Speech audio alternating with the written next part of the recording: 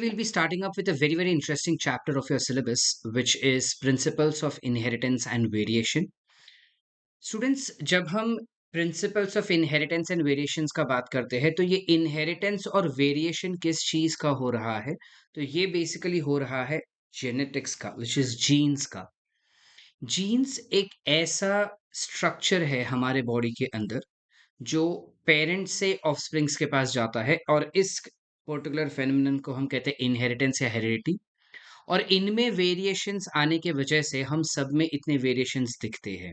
इसी वजह से हम हमारे भाई-बहनों जैसे नहीं दिखते हैं, प्लस हमारे पेरेंट्स से पूरा तरह से आइडेंटिकल नहीं दिखते हैं, हम उनमें से भी वेरिएशंस दिखाते हैं, ठीक है? और ये जो जीन्स का स्टडी होता है, उसको हम कहते हैं genetics, which was that this term genetics was coined by scientist William Bateson. Now, when we talk about genetics, we know about a very, very famous scientist, which is Gregor Johann Mendel. This particular scientist that we are talking about, which is Gregor Johann Mendel, he worked on garden pea.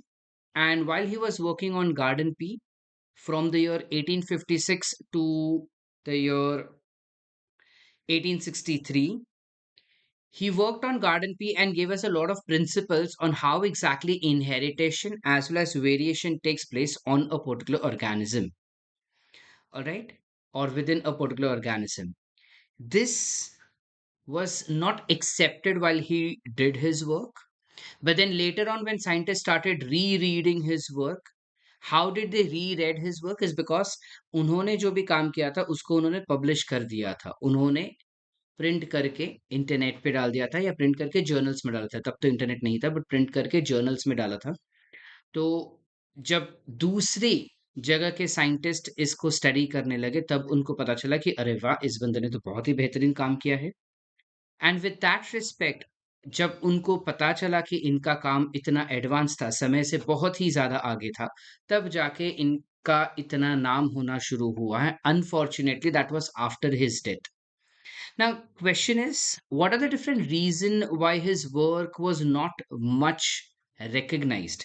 क्यों Mendel का काम ज़्यादा recognise नहीं था उसके समय पे? तो सबसे पहला रीज़न ये है कि उस समय पे कम्युनिकेशन उतना ज़्यादा ईज़ी नहीं था बेटा, ठीक है? बिकॉज़ इंटरनेट नहीं थे, टेलीफ़ोन्स उतने एडवांस्ड नहीं थे, इन सारे कारण की वजह से उसके काम का उतना प्रचार नहीं हो पाया था। दूसरा रीज़न उन्होंने जीन शब्द का तब इस्तेमाल ना करते हुए, उन्होंने टर्म इस्तेमाल किया था फैक्टर या डिटरमाइनर। यानी जब कभी भी वो एक्सपेरिमेंट करते थे ना, वो कहते थे कि कोई तो फैक्टर है जो पेरेंट से ऑफस्प्रिंग में जा रहा है, कोई तो फैक्टर है जो पेरेंट से ऑफस्प्रिंग में जा रहा है, ऑफस्प्रिंग से उनके बाद जनरेशन में जा रहा है।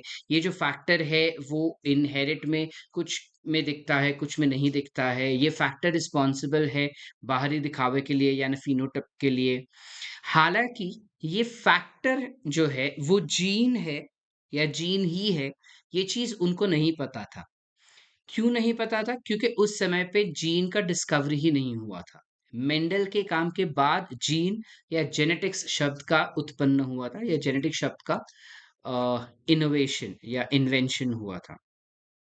So he could not explain what is factor which was passing from parents to offsprings. और ये फैक्टर शब्द जो था वो काफ़ी बायोलॉजिस्ट को पसंद नहीं था, जिस वजह से इसके काम को उतना रिकॉग्निशन नहीं मिला था। तीसरा रीज़न ये है कि उन्होंने कोई भी सॉलिड प्रूफ सबूत नहीं दिया कि ये फैक्टर एग्ज़ैक्टली है क्या? और जो भी वो फैक्टर की बात कर रहे हैं ये एक्चुअली एक्जिस्टिंग है या नहीं इसके बारे में उन्होंने बताया नहीं था। इसके अलावा इन्होंने मैथमेटिक्स और स्टैटिस्टिक्स का अप्रोच दिया था, उनके काम को स्टैटिस्टिकली प्रूव किया था और काफ़ी सारे ऐसे साइंटिस्ट थे जिनको ये स्टैटिस्टिक्स उतना ज़्यादा समझा नहीं था बिकॉज़ ये काफ़ी नया था। रिसर्च में मैथ्स या स्टैटिस्टिक्स का इस्तेमाल करना ये उतना कॉमन नहीं था। ये उस ज़माने में काफ़ी ज़्यादा नया था और इस वजह से मोस्ट ऑफ द साइंटिस्ट के लिए ये नई चीज़ होने की वजह से उन्होंने इस पर्टिकुलर काम को एक्सेप्ट नहीं किया था। तो ये 4 मेजर रीज़न्स हैं जिस वजह से मेंडल के काम को रिकॉग्नाइज़ नहीं मिला या रिकॉग्निशन उस ज़माने में नहीं मिला था। ये रीज़न्स अपने को नीट में आ सकते हैं तो याद रखना होगा आपको बेटा। मेंडल ने काम किया था गार्डन पी पे जिसका नाम है pisum sativum scientific name and this pisum sativum have 14 chromosomes under diploid conditions यानी there are 7 pairs of chromosome which are existing. Question is कि मेंडल ने गार्डन पी को ही क्यों इस्तेमाल किया? वो पागल था क्या? नहीं बेटा, वो बहुत ही ज्यादा स्मार्ट था। मेंडल ने गार्डन पी को ही इस्तेमाल किया बिकॉज उन्होंने देखे कि इनका इस्तेमाल करने के काफी सारे फायदे हैं। कौन से फायदे हैं? तो सबसे पहला फायदा ये हो जाता है कि उनका लाइफ स्पैन बहुत ही ज्यादा छोटा होता है बेटा। उनका लाइफ स्पैन 2 से 3 नहीं, बट 3 से 4 महीने का ही होता है। 3 से 4 महीने का लाइफ स्पैन होने की वजह से 1 साल के ड्यूरेशन में उनको कम से कम 3 से 4 जनरेशन प्राप्त हो सकते हैं।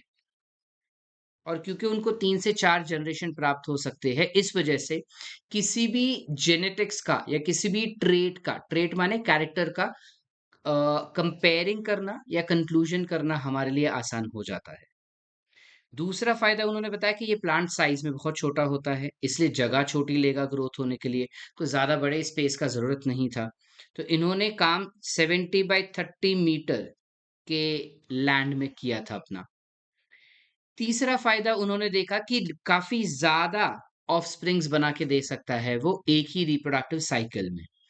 एक ही रिप्रोडक्टिव साइकिल में उनको बहुत ज्यादा प्रोजेनिस मिलते हैं, जिस वजह से स्टैटिस्टिकली किसी भी ट्रेट को समझना, स्टैटिस्टिकली किसी भी कैरेक्टरिस्टिक के या फिर उसके इनहेरिटेंस पैटर्न को समझना आसान हो जाएगा। चौथा फायदा ये था कि जो प्लांट के अंदर फ्लावर्स है, इस वटाने के अंदर जो फ्लावर्स होते हैं, वो फ्लावर्स बाइसेक्सुअल होते हैं, यानी मेल और female reproductive system which is androecium and gynoecium is present with in the same flower, because of which self pollination becomes very easy. Plus it is easy to conduct artificial hybridization also inside it. Why is it easy to conduct artificial hybridization in them? Is because it tends to show us diadelphi. It shows us diadelphi. तो अगर हमें emasculation करना है, यानी कि male reproductive system को निकालना रहेगा, तो काफी आसान है, 2 ही स्टॉक उखाड़ के निकालने होंगे। Plus, they show us something called as vexillary estivation. Vexillary aestivation होने की वजह से पेटल्स को छीलना या पेटल्स को ओपन करके मेल रिप्रोडक्टिव सिस्टम को सिलेक्ट करना हमारे लिए आसान हो जाता है। तो इन कारणवश आर्टिफिशियल हाइब्रिडाइजेशन उसके अंदर आसान हो जाता है। प्लस इसके अंदर बहुत सारे अलग अलग कॉन्ट्रास्टिंग ट्रेट्स, ट्रेट ये शब्द का मतलब होता है इनहेरिटेबल कैरेक्टर। कोई भी इनहेरिटेबल कैरेक्टर होगा, इनहेरिटेबल कैरेक्टर, कोई भी इनहेरिटेबल कैरेक्टर रहेगा बेटा, उसको हम कह सकते हैं ट्रेट। तो क्योंकि पी प्लांट में यानी वटाने के अंदर बहुत सारे अलग अलग प्रकार के ट्रेट्स मिल रहे थे और वो कॉन्ट्रास्टिंग ट्रेट्स मिल रहे थे, इन कारण के वजह से मेंडल ने वटाने को यानी गार्डन पी को सिलेक्ट किया। ठीक है, so these are the reasons that can be asked in NEET examination. Now, talking about traits, what are the different traits that he considered? So, there were 7 traits that he considered, 7 contrasting traits that he considered, which was height, flower color, position of flower, pea pod, pod color, seed shape, and seed color. These were the 7 traits that were considered by him for his experiment. ये एक gene हो गया बेटा। इस gene के हमको 2 variant मिल सकते हैं। तो जीन के वेरिएंट को हम कहते हैं अलील। रिमेंबर, जीन के वेरिएंट को हम कह देते हैं allele. We call them as allele और we can also call them as allelomorph. तो जीन तो हो गया स्टेम के हाइट का या प्लांट के हाइट का जीन हो गया। इस जीन के 2 वेरिएंट हमको मिले, एक टॉल और एक ड्वार्फ। तो ये टॉल एक अलील हो गया, ड्वार्फ भी एक अलील हो जाएगा। यानी डोमिनेंट अलील को हमेशा कैपिटल में लिखेंगे और रिसेसिव अलील को हमेशा स्मॉल लेटर्स में लिखेंगे। Are we clear up till here? इसके अलावा फ्लावर कलर भी उन्होंने कंसिडर किया था, जिसमें violet was dominant, so we write capital V and here we write small V. We write small v. We write small v. When we talk about flower position, you have axial and terminal. So axial is dominant and terminal is recessive. Then you have पीपॉड का shape, ठीक है, तो pod के shape का बात करेंगे तो you have inflated and constricted. Inflated यानी फुगा हुआ, so you have inflated and you have constricted. Then you have pod colour, यानी छिलके का कलर। तो छिलके का जो कलर था उसमें ग्रीन कलर जो था वो डोमिनेंट है और येलो कलर जो है वो रिसेसिव है। हालांकि सीड में येलो कलर डोमिनेंट हो जाता है और ग्रीन कलर रिसेसिव हो जाता है। तो येलो कलर कौन सा होगा, तो जो अपन रगड़ा पेटिस में रगड़ा खाते हैं, दैट रगड़ा इज नथिंग बट, या फिर मिसल में भी जो उसल मिसल में जो वटाना रहता है, that is what it is talking about, तो वो येलो कलर का डोमिनेंट होगा। Talking about seed shape, तो round seed shape is dominant and wrinkled is recessive। ये 7 ट्रेट के 14 अलग अलग अलील्स हमारे पास प्रेजेंट थे। Are we clear up till here बेटा? अब मेंडल ने एग्जैक्टली उसका काम शुरू कैसे किया? तो मेंडल ने हाइब्रिडाइजेशन एक्सपेरिमेंट परफॉर्म किया by using 3 simple steps. 3 simple step उन्होंने यूज किए थे। सबसे पहला स्टेप था कि उनको प्योर पेरेंट चाहिए थे। प्योर शब्द का मतलब हो जाता है होमोजाइगस। प्योर शब्द का मतलब होता है होमोजाइगस। होमोजाइगस यानी जब एक ही सेल के अंदर दोनों सेम अलील होंगे तो उसको हम कहते हैं होमोजाइगस। वहीं पे हेटेरोजाइगस एक और शब्द हो जाता है बेटा। हेटेरोजाइगस, हेटेरोजाइगस शब्द का क्या मतलब हुआ? जब एक ही सेल के अंदर दो अलग अलग अलील रहेंगे तो इसको हम कहेंगे हेटेरो। हेटेरो मतलब डिफरेंट, जाइगस मतलब जाइगोट। यानी जाइगोट बनते समय अगर दो अलग अलग अलील आ रहे हैं तो उसे हम कहेंगे हेटेरोजाइगस। और अगर जाइगोट बनते समय दोनों सेम अलील आ रहे हैं तो उसको हम कह देंगे homozygous. Are we clear up till here बेटा? तो सबसे पहला स्टेप पेंडल का क्या था कि उसको प्योर पेरेंट्स चाहिए थे, यानी होमोजाइगस पेरेंट चाहिए थे।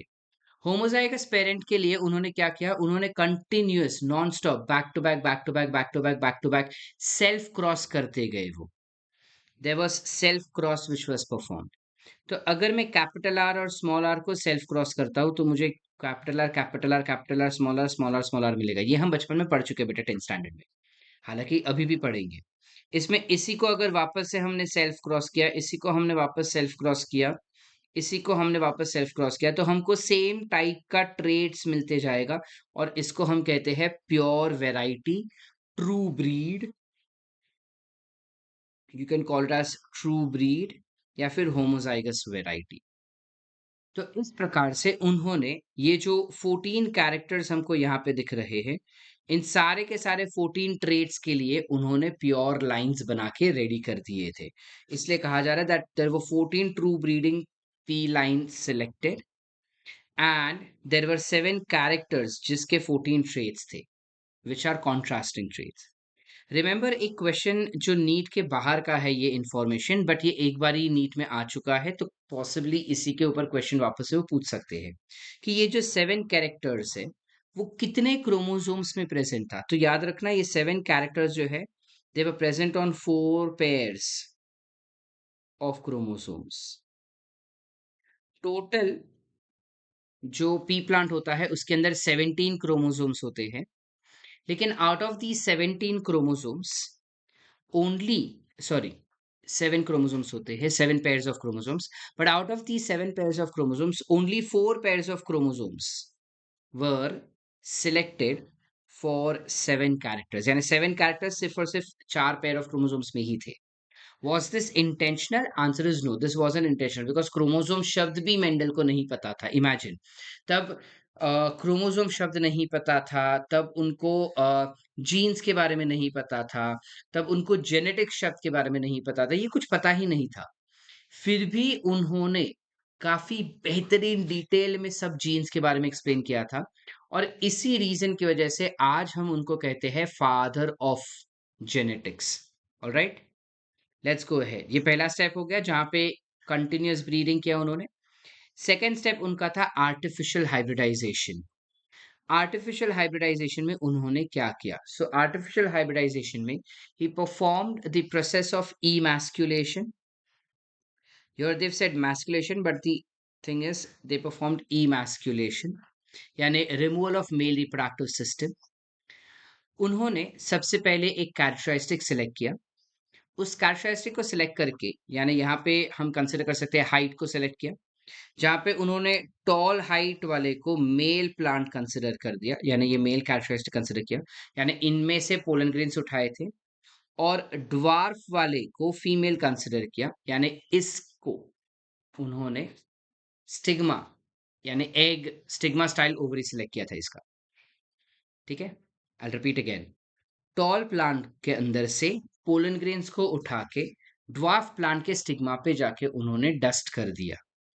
ठीक है, अब जब उन्होंने ड्वार्फ प्लांट के ऊपर डस्ट कर दिया, काफी ज्यादा इंपॉर्टेंट है कि ये ड्वार्फ प्लांट जो है वो सिर्फ उन्हीं पोलन ग्रेन्स को एक्सेप्ट करे जिनको हम दे रहे हैं, मतलब मेंडल दे रहा था।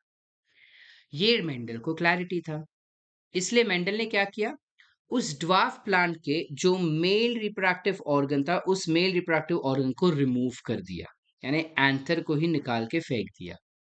तो बाय डिफॉल्ट क्या होगा बेटा, जो ड्वार्फ वैरायटी के पोलन ग्रेन्स है, वो पोलन ग्रेन्स इसके स्टिग्मा पे चिपकेंगे ही नहीं।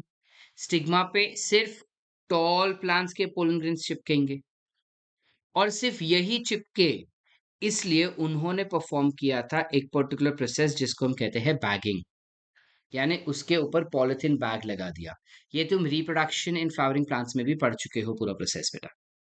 और बाद में उसको टैग कर दिया कि किसमें क्या कौन से पोलन ग्रेन्स डाले हैं, कब डाले थे, ठीक है, कौन से डेट को डाले थे, वो सारा चीजें डाल देते हैं। Are we clear up till here? Any doubt so far? Going ahead. ये करने के बाद वो पोलन ग्रेन्स जर्मिनेट हो गए, फर्टिलाइजेशन हो गया और नए सीड्स बन के मिल गए हमको। अब जो सीड्स हमको बन के मिले उसको हम कह देते हैं हाइब्रिड सीड्स। जब इन हाइब्रिड सीड्स को ग्रो किया, when these hybrid seeds were grown, F1 generations were obtained, और सारे के सारे F1 generations जो उसको मिले थे, वो सब के सब टॉल ही थे, कोई ड्वार्फ था ही नहीं। तो जब उसने देखा कि सब के सब टॉल ही थे, तो उसने नोटिस किया कि ड्वार्फ वाला जीन कहाँ पे गया। उसको लगा कि ये ड्वार्फ वाला जीन जो है वो ब्लेंड हो चुका है, ब्लेंड यानी मिक्स हो चुका है, ऐसा उसको लगा कि जो ड्वार्फ वाला जीन है वो मिक्स हो गया है टॉल वाले जीन के साथ, और टॉल वाला जीन बहुत ही ज्यादा डोमिनेंट होने की वजह से ड्वार्फ वाले जीन को वो निगल गया पूरी तरह से। तो जो जीन्स F1 जनरेशन में अपने आप को एक्सप्रेस कर पाता है, उन जीन को हम कहते हैं डोमिनेंट जीन। जो जीन F1 जनरेशन में अपने आप को एक्सप्रेस कर पाता है, उस जीन को हम कहते हैं डोमिनेंट जीन। ठीक है, और जो अपने आप को F1 जनरेशन में नहीं एक्सप्रेस कर पाएगा, उसको बाय डिफॉल्ट हम कह देंगे recessive gene. We will by default identify it to be as recessive gene. ठीक है, यहां तक क्लैरिटी मिल गया बेटा। F1 जनरेशन में उसको सारे के सारे टॉल मिल गए थे।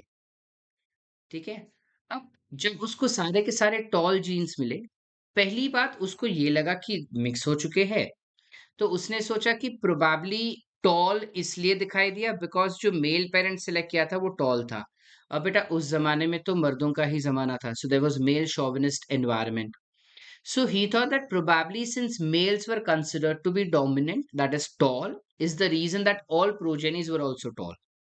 तो उसने परफॉर्म किया एक पर्टिकुलर क्रॉस जिसे हम कहते हैं रेसिप्रोकल क्रॉस। रेसिप्रोकल क्रॉस क्या होता है? इसमें हम पेरेंट को जीन्स के साथ अदला बदली करवा देते हैं, यानी अब हम फीमेल प्लांट को टॉल लेंगे और मेल प्लांट को ड्वार्फ कंसिडर करेंगे, and then he performed the cross. Cross perform करने के बाद जब प्रोजेनी जनरेशन देखा, उसने देखा कि अभी भी टॉल ही दिखाई दे रहा था F1 जनरेशन में, जिससे उसको पता चला कि जेंडर का जेनेटिक्स से, यानी जेंडर का ट्रेट से कोई लेना देना नहीं है। मेल अगर ड्वार्फ हुआ या टॉल हुआ उससे फर्क नहीं पड़ता।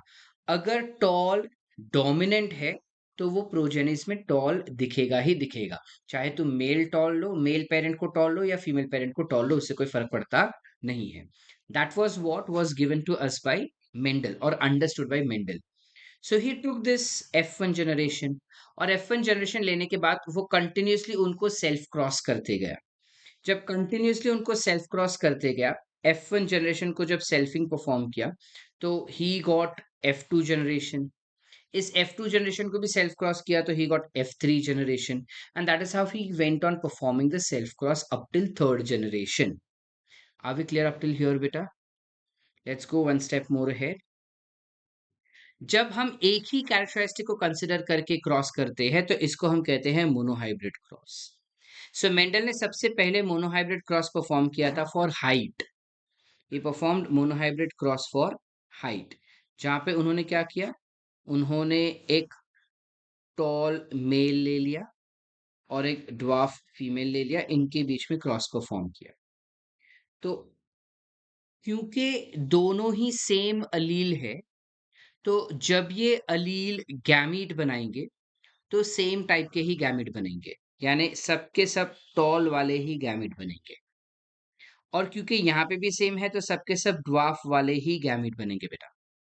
ठीक है। जब ये गैमीट फ्यूज हो जाएंगे तो हमको मिलेगा F1 जनरेशन, जहां पे सारे के सारे टॉल ही मिलेंगे, but these are hybrid tall यानी हेटेरोजाइगस टॉल।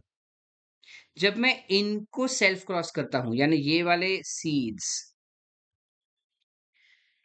इस प्लांट को जब फ्लावर्स आएंगे तो उस फ्लावर के अंदर मेल और फीमेल दोनों रिप्रोडक्टिव ऑर्गन्स रहेगा, बिकॉज बाइसेक्सुअल फ्लावर्स है। तो जो मेल रहेगा उसके पास कैपिटल टी स्मॉल टी रहेगा, तो मेल के पास कैपिटल टी और स्मॉल टी गैमीट बनते समय ये सेपरेट हो जाएंगे। फीमेल के पास भी कैपिटल टी और स्मॉल टी आएगा, लेकिन वो सेपरेट हो जाएंगे। ठीक है बेटा। अब अगर मेल का कैपिटल टी वाला स्पर्म और फीमेल का कैपिटल टी वाला एग दोनों साथ में आएंगे तो हमको मिलेगा capital T, which is nothing but homozygous tall. It is nothing but homozygous tall.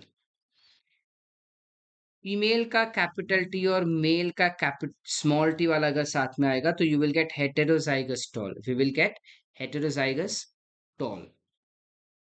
Female का ड्वार्फ और मेल का टॉल अगर आएगा तो we will get heterozygous tall again. But जब दोनों के ड्वार्फ वाले जीन इकट्ठा आएंगे तो ड्वार्फ प्लांट मिलेगा। अब मेंडल को यही मिला। मेंडल को 75% प्लांट जो थे वो टॉल मिले, लेकिन उसको 25% ड्वार्फ प्लांट भी मिले F2 जनरेशन में। ये जो हमको बन के मिला है इसको हम कहते हैं F2 जनरेशन। तो F2 जनरेशन में उनको ड्वार्फ प्लांट्स भी मिले। ये ड्वार्फ प्लांट देख के वो काफी अचंभित हो गया, वो काफी शॉक्ड हो गया और उसने बोला कि ये ऐसे कैसे हो गया, ड्वार्फ प्लांट कैसे मिल गया। तो वो ड्वार्फ प्लांट को देख के उसको रियलाइज हुआ कि अच्छा, पॉसिबल चांसेस है कि ये ब्लेंडिंग नहीं हो रहा है जीन्स का, बट वो जीन्स खाली बाजू बाजू में रह रहे हैं। Possible chances, he concluded that there is no blending that has been done, it does not show any blending, but they are just there together during gamete formation or during zygote formation. ठीक है। And he said that there are certain substances which are stably passed from one generation to another generation, which he called to be as factor, that is today we know it to be as gene. As we said that genes have multiple variants to what brings about contrasting character, and these variants are called as allele. Alternative forms of gene is called as allele. So dominant is written in capital, recessive is written in small, ये सारा हम कर चुके हैं। homozygous यानी pure variety होता है, heterozygous यानी impure या हाइब्रिड वैरायटी होता है। तो इस प्रकार से हमको कुछ ग्रुप करके मिला। और ये जो F2 जनरेशन है, इसमें अगर हम ढंग से फिनोटाइप देखे तो 3 टॉल मिले और एक ड्वार्फ मिला। तो फिनोटिपिक रेशियो यानी बाहर से दिखने वाला ratio is 3:1। Very very very very very very important बेटा, you need to know this very well. इनका जीनोटिपिक रेशियो यानी जेनेटिक मेकअप अगर देखेंगे तो ऐसे दोनों कैपिटल टी वाला एक ही है, सो 1। कैपिटल टी स्मॉल टी वाले 2 है, सो 2। और स्मॉल टी वाला भी एक है तो एक। सो इसका जीनोटिपिक रेशियो क्या हो गया बेटा, it is 1:2:1। I hope it is clear up till here. This becomes your monohybrid cross. और इस मोनोहाइब्रिड क्रॉस को जब हम इस प्रकार से बॉक्स में करते हैं, जैसे ऊपर भी मैंने आपको दिखाया बेटा। तो इस बॉक्स को हम कहते हैं प्यूनेट स्क्वायर या checker box, which was developed by a British geneticist C. Punnett, which is Reginald Punnett. This Punnett square helps us in easy understanding of the probable genotype in progeny generation. Progeny generation में दोनों mail और female parent को study करते हैं जब, तो उनको study करके हम आसानी से गैस कर सकते हैं कि प्रोजेनी जनरेशन में किस प्रकार के जीनोटाइप हो सकते हैं। ये गैसिंग कैसे कर सकते हैं? With the help of Punnett square हम उसका गैस कर सकते हैं। ऑलराइट बेटा, so what did Mendel observed from his monohybrid cross? So Mendel observed and proposed that he proposed basically two general rules, consolidate yani concluded two general rules, which are today known to be as law of inheritance or principles of inheritance. The very first law that he provided or he proposed was law of dominance, which is law of paired factor. Law of dominance में क्या बताता है कि पहली बात, जो characters है, जो फैक्टर्स है, जो जीन्स है, वो डिस्क्रीट है, मतलब वो डेफिनाइट है और वो सेपरेट एक यूनिट है, जिसको हम कहते हैं फैक्टर्स। मतलब उसने कहा था फैक्टर्स, ये फैक्टर्स हमेशा पेयर्स में अकर करेंगे, ठीक है। और अगर ये फैक्टर्स के ही बारे में बात करें तो दो प्रकार के फैक्टर्स हो सकते हैं, एक डोमिनेटिंग और एक रिसेसिव फैक्टर होंगे, ठीक है। जिसमें वो कहता है कि इन फैक्टर्स में F1 जनरेशन में हमेशा डोमिनेंट आएगा, लेकिन यही सेम फैक्टर्स को जब सेल्फ क्रॉस किया जाएगा तो F2 जनरेशन में रिसेसिव फैक्टर्स जो है वो वापस से आ जाता है। There is reappearance of recessive trait in F2 generation, which basically means nothing but when you have two factors present together, one of the factors will be dominant, another factor will be recessive. So dominant factors are always expressed in heterozygous condition, whereas recessive factors is expressed only in homozygous condition. Understood? So dominant factors is expressed in both F1 as well as F2 generation, but recessive will be expressed only in F1 generation. Understood? Question is कि क्या ये particular law जिसके बारे में हम बात कर रहे हैं, which is law of dominance, is it applied in every condition, in every living organism? Answer is no. There are certain exceptions which is incomplete dominance and codominance, जो आगे हम चैप्टर में पढ़ेंगे बेटा, जिसमें सारे हमेशा कंप्लीटली डोमिनेंट नहीं होते हैं, कुछ वेरिएशंस भी दिखाते हैं उनके एक्सप्रेशंस में। अब ये क्या होते हैं, कैसे होते हैं, ये आगे हम चैप्टर में देखेंगे, ठीक है। गोइंग स्लाइटली मोर है, दूसरा लॉ जो उन्होंने दिया था that was law of segregation या law of purity of gamete, जहां पे वो बताता है that there is no blending which is been seen, rather both the characters are present just together. Meiosis के एनाफेज में ये कैरेक्टर्स जो है वो सेपरेट हो जाते हैं, which is segregate हो जाते हैं, और individual pair of alleles are passed in gametes for gamete formation, जिस वजह से एक गैमीट के अंदर जब हम बात करेंगे तो एक ही अलील हो सकता है, दूसरा अलील होगा नहीं। तो ये गैमीट हमेशा प्योर रहेगा, इस वजह से इसे कहते हैं purity of gamete. And this separation of characters during gamete formation is called as law of segregation. I hope the concept is clear so far and there is no doubts in this. All right, बेटा। यहाँ पे ये जो दिया है वो NCERT के हिसाब से गलत हो जाता है, that it is nearly universally accepted. NCERT कहता है that it is universally accepted, ठीक है। ये डिसजंक्शन वाला कॉन्सेप्ट अभी तक हमको दिया नहीं है as an exception case, but this is a fact that जो लॉ ऑफ सेग्रीगेशन है ये हर बार होगा ऐसा जरूरी नहीं है, कभी कभार माल फंक्शन हो जाता है और ये दोनों साथ में ही चले जाते हैं, तो इसे हम कहेंगे नॉन डिसजंक्शन। इस चीज को हम कह देंगे बेटा नॉन डिसजंक्शन।